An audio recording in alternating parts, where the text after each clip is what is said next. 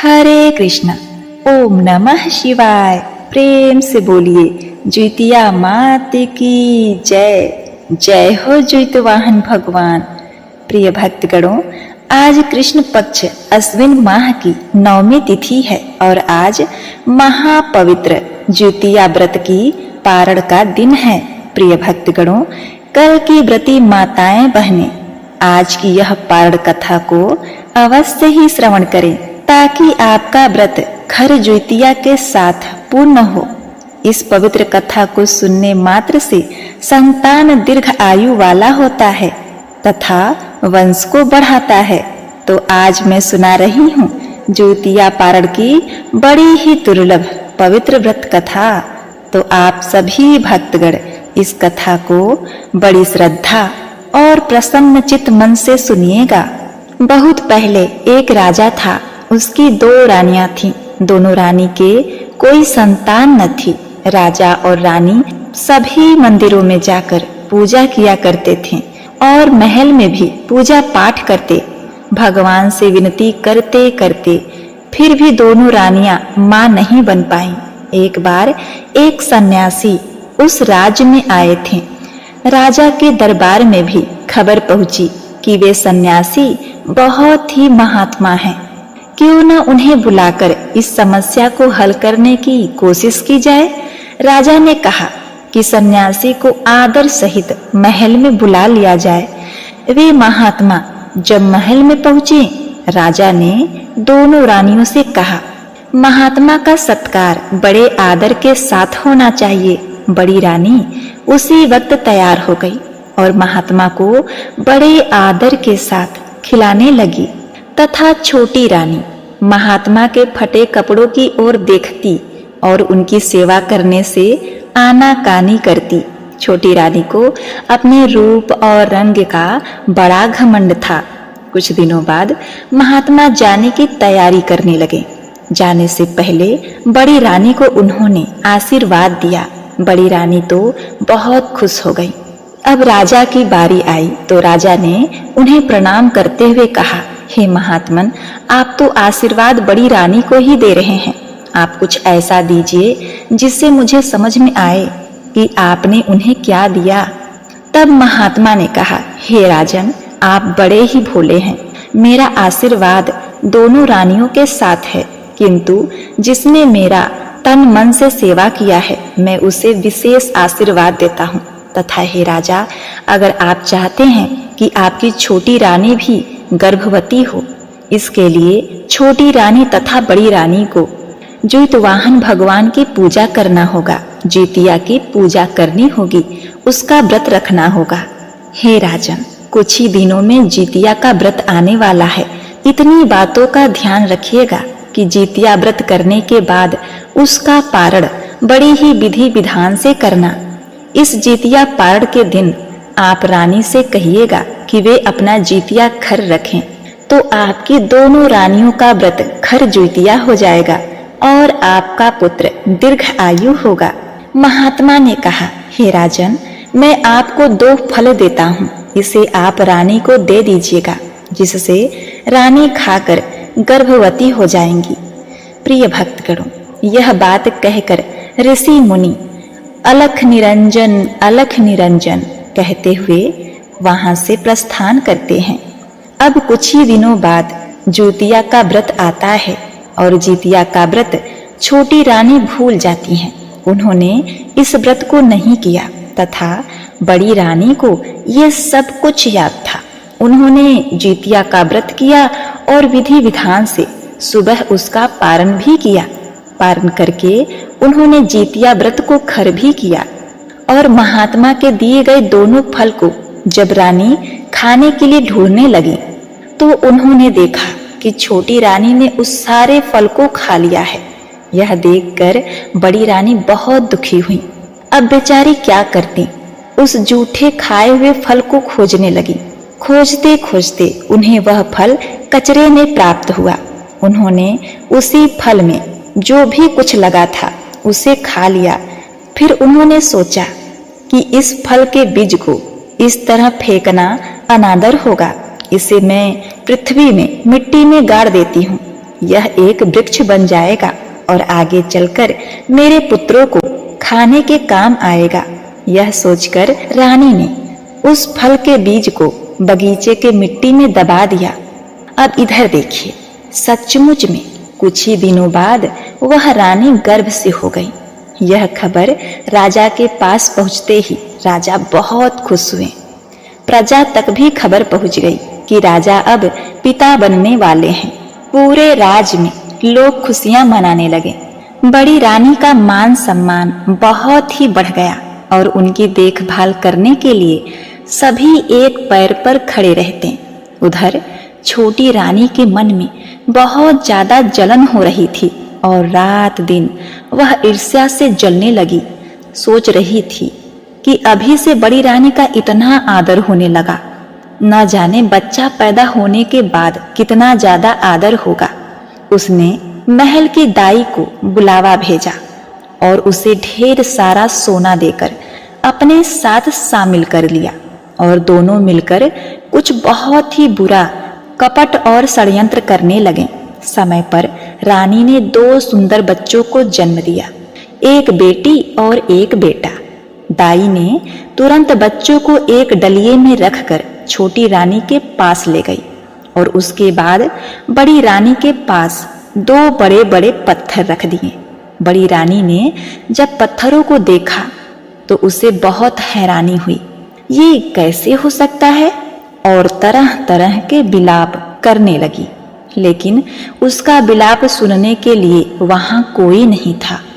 उधर राजा खुशी से झूमते हुए बड़ी रानी के पास पहुंचे और जब उन्होंने देखा कि बड़ी रानी 2 पत्थरों को आश्चर्य से ताक रही है, राजा वहीं रुक गए और दाई से पूछने लगे कि क्या बात है।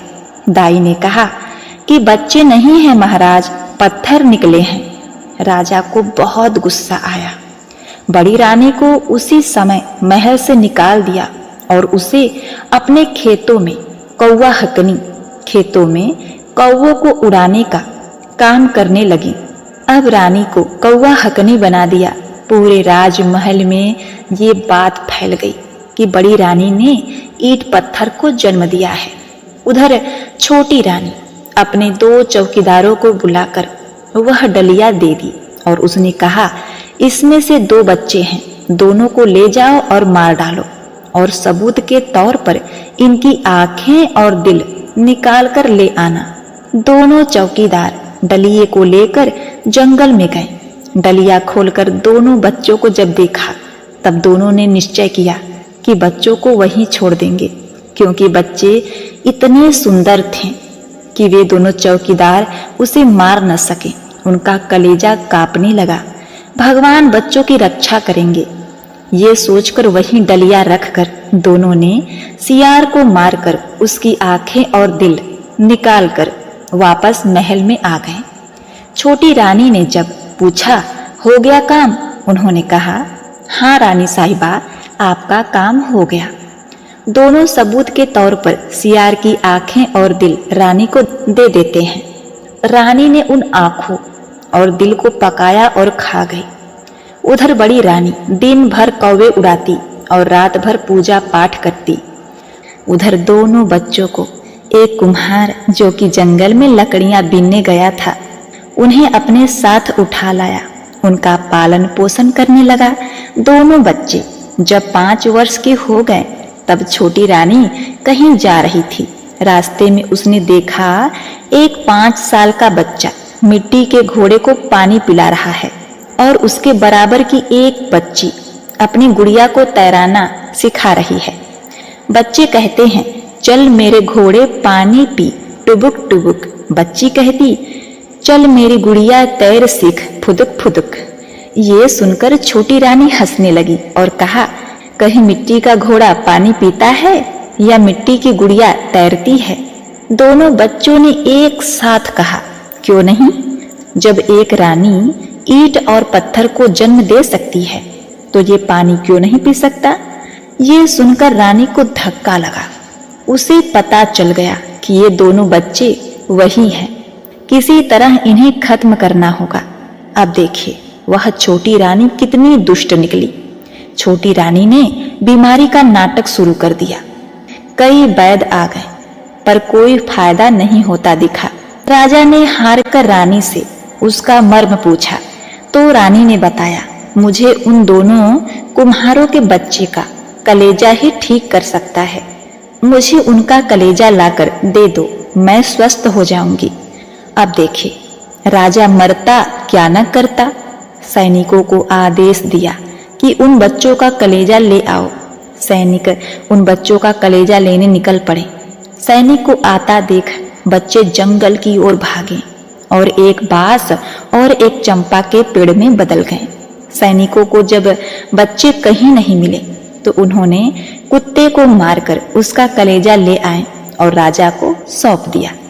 रानी खुश होकर अब ठीक हो गई। रानी तो कभी बीमार थी ही नहीं, तो वो ठीक तो हो ही जाएगी। अब देखिए रानी हमेशा पूजा करने के लिए फूल लाने सिपाही को भेजती। एक दिन आसपास कोई फूल नहीं मिले। अब सिपाही जंगल से फूल लाने गया। जंगल में सिपाही ने देखा कि बड़े सुंदर चंपा फूल लगे हुए थे। चंपा और बांस का झाड़ आसपास उगे हुए थे। सिपाही फूल तोड़ने के लिए जैसे ही नजदीक गया, चंपा की झाड़ ने कहा, ए भैया बांस। बांस के पेड़ ने कहा, क्या बहनी चंपा। चंपा ने कहा, राजा के सिपाही फूल तोड़ने आ रहे हैं।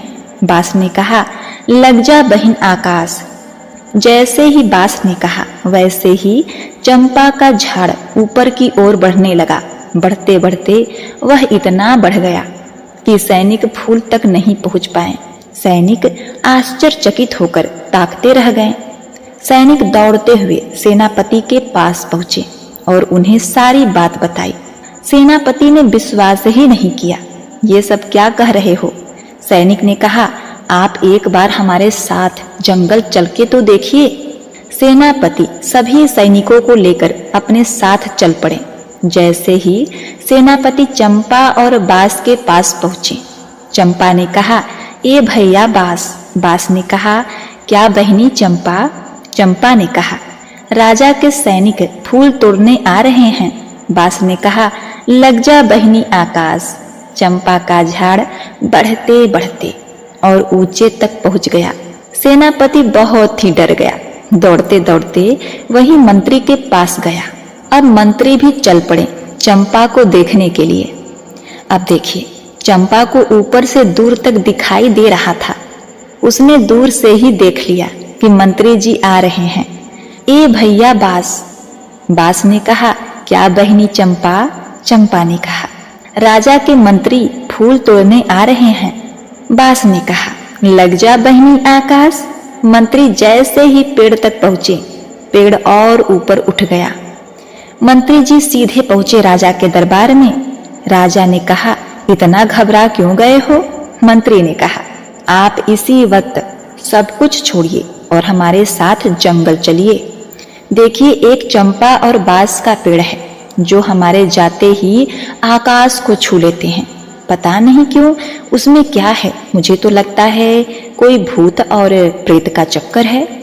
सारी बात सुनकर राजा ने कहा, मेरी छोटी रानी भी मेरे साथ चलेगी। ये तो उन्हें ही दिखाना चाहिए। छोटी रानी को खबर देने वही दो सैनिक पहुंचे जिन्होंने उन बच्चों को वहां फेंका था। दोनों खूब डर गए थे। छोटी रानी भी डर गई थी।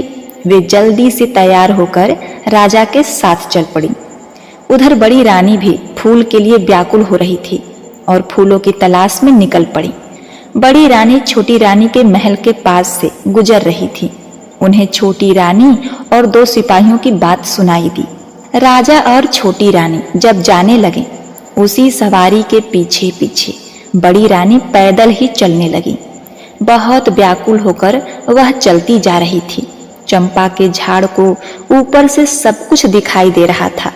यह कृपा तो भगवान ज्योतिवाहन का था। उन्होंने चंपा और बांस को आशीर्वाद दिया था। जैसे ही वह पास पहुंचे तो चंपा ने कहा, हे भैया बांस। बांस ने कहा, क्या बहनी चंपा। चंपा ने कहा, छोटी रानी संग राजा फूल तोड़ने आए हैं। लग जा बहनी आकाश। चंपा का झाड़ और भी ऊंचा हो गया। राजा दोनों पेड़ों के पास पहुंचकर पूछने लगे, क्या बात है, तुम दोनों भाई बहन हो, कैसे चंपा और बांस बन गए? उसी वक्त बड़ी रानी वहां आ पहुंची। चंपा ने जोर से कहा, ए भैया बांस। बांस ने कहा, क्या बहनी चंपा?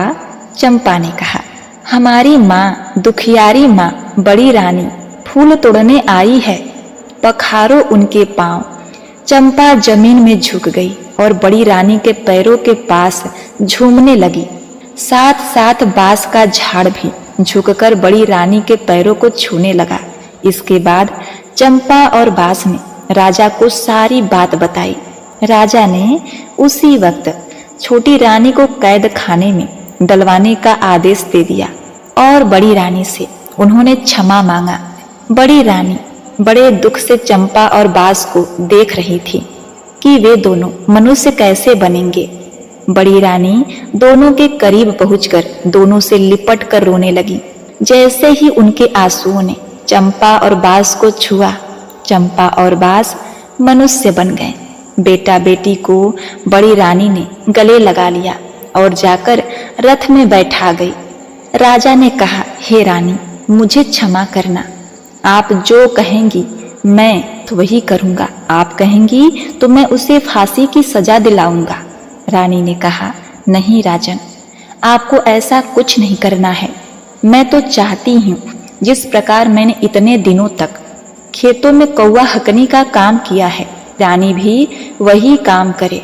रानी की इच्छा के अनुसार राजा ने रानी को कौवा हकनी बना दिया और उसे खेतों में कौवे हाकने का काम सौंप दिया। अब देखिए, राजा ने कहा कि भगवान ज्योतिवाहन की कृपा से हमारे बच्चे आज तक सुरक्षित हैं, क्योंकि आपने इन 5 सालों में ज्योतिवाहन भगवान का पूजा बड़े भक्ति से किया है, उनका व्रत रखा है। ज्योतिया माई ने हमारे बच्चे को जीवन दान दिया है। भवानी माँ हमारे बच्चों की रक्षा करती रही, इसीलिए यहाँ से राज दरबार तक हमारे बच्चे फूलों के सेज पर कदम रखते हुए राजमहल में प्रस्थान करेंगे। राजा के आदेश के अनुसार पूरे राजमहल में फूल बिछवा दिया गया और उन्हीं फूलों पे चलते हुए वे कोमल बच्चे आहिस्ता आहिस्ता राजमहल के अंदर प्रस्थान कर गए और उन्हें राज सिंहासन पर बैठाया गया। उनको नहला धुलाकर, चंदन रोली टीका लगाकर, नए वस्त्र पहनाकर मुकुट धारण कराया गया और उनका तिलक किया गया। अपने बच्चों को अपने पास पाकर राजा बहुत हर्षित हुए। रानी को भी बहुत खुशी हुई। उनकी आंखों से तो आंसू थमने का नाम ही नहीं ले रहे थे।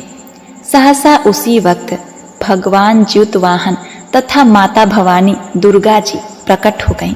उन्होंने कहा, हे राजन, तेरी पत्नी बहुत ही पतिव्रता है तथा ममतामयी है। इसने बच्चों के खो जाने के बाद भी आस नहीं छोड़ी और पूरी भक्ति भाव से अभी तक 5 साल तक जितिया का व्रत किया तथा विधि पूर्वक उसने पारण किया है। इसीलिए उसके बच्चे अभी तक सुरक्षित हैं और आगे भी सुरक्षित रहेंगे।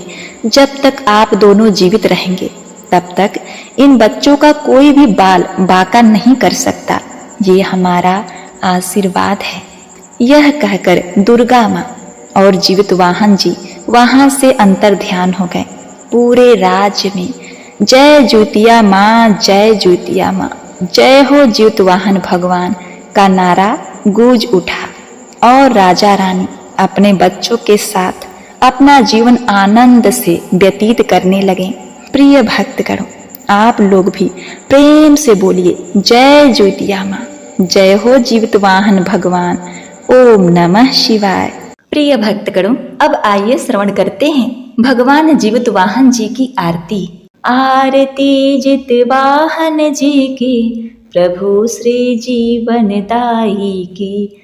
आरती जितवाहन जी की, प्रभु श्री जीवन दाई की। थे वो गंधर्वों के राजा, किंतु सब राजपाठ त्यागा।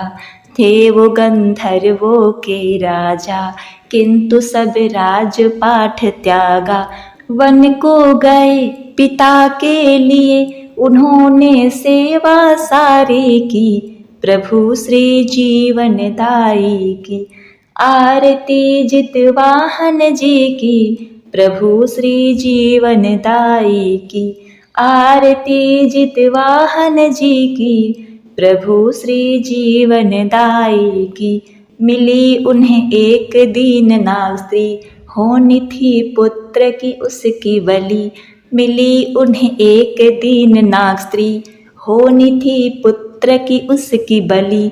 अश्रु से भरे निराशित छवि, उन्होंने उसकी व्यथा सुनी, प्रभु श्री जीवनदाई की।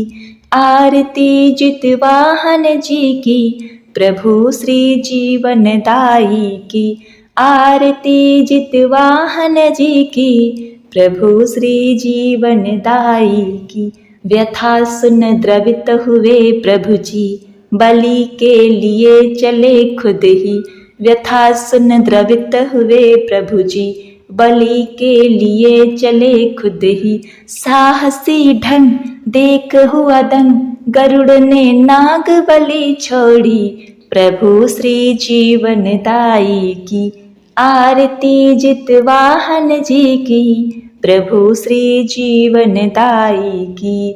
आरती जितवाहन जी की, प्रभु श्री जीवनदाई की। नागपुत्रों की रक्षा, प्रभु को मिली शिव अनुशंसा। नागपुत्रों की रक्षा, प्रभु को मिली शिव अनुशंसा। जो जितिया करे जिमुत को पूजे, सुखी रहे उसकी संतति, प्रभु श्री जीवनदाई की। आरती जितवाहन जी की, प्रभु श्री जीवनदाई की। आरती जितवाहन जी की, प्रभु श्री जीवनदाई की। आरती जितवाहन जी की, प्रभु श्री जीवनदाई की।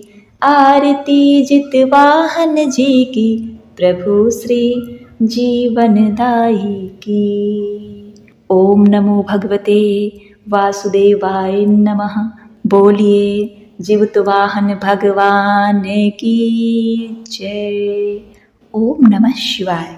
प्रिय भक्तगणों, उम्मीद करती हूँ यह कहानी आपको बेहद पसंद आई होगी। मैंने पूरी कोशिश की है कि इस पारण कथा को अच्छे से सुना सकूं। जो कोई भी त्रुटि हुई है अथवा आसपास की कोई भी नॉइस से आपको समस्या हुई होगी, इसके लिए मैं आपकी क्षमा प्रार्थी हूँ। आप हमें इसके लिए क्षमा करिएगा और भगवान जीवतवाहन की जय करते हुए कमेंट में जय भगवान जीवतवाहन, जय माता दुर्गा अवश्य लिखिएगा। आप हमारे चैनल को सब्सक्राइब कर लीजिए, लाइक करिए, शेयर करिए। आपका जीवन मंगलमय हो, आपका परिवार खुशियों से हरा भरा रहे, सदैव आपके घर में बच्चों की किलकारी गूंजती रहे। इसी कामना के साथ आपसे विदा लेते हैं। मिलते हैं नेक्स्ट वीडियो में। तब तक के लिए अपना ख्याल रखिए, अपनों का ख्याल रखिए। नमस्कार।